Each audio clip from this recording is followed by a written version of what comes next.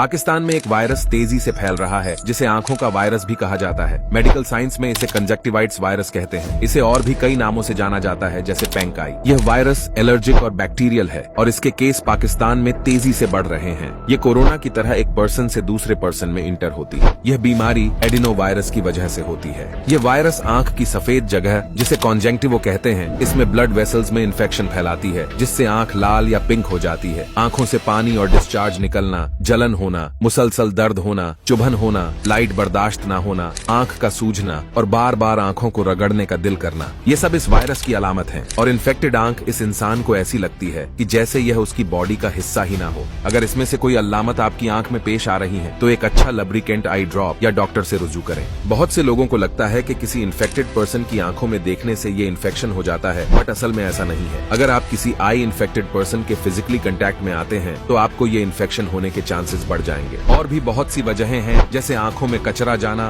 गंदे हाथों से आंखों को रगड़ना, माहौल का साफ ना होना और आलूदगी वगैरह शामिल है। एक कपड़े में बर्फ डालकर आंख पर आहिस्ता आहिस्ता लगाने से कुछ देर के लिए राहत मिल सकती है। अगर यह आई फ्लू आपको या आपकी फैमिली में किसी को भी हो तो जल्द से जल्द डॉक्टर के पास जाएं, क्योंकि जैसे जैसे दिन गुजरेंगे यह और दर्दनाक होता जाएगा। और अगर यह आंख में बुरी तरह फैलकर आंख के कोर्निया तक पहुंच गया तो नजर धुंधली हो जाएगी और वक्त रहते इलाज न किया जाए तो यह आंख परमानेंटली धुंधली हो सकती है। इस वायरस के फैलाव को रोकने के लिए ज्यादातर अहम होता है कि आप अच्छी हाइजीन प्रैक्टिस करें, जैसे कि हाथों को धोना, आंखों को छूने से परहेज करना और बाहर निकलते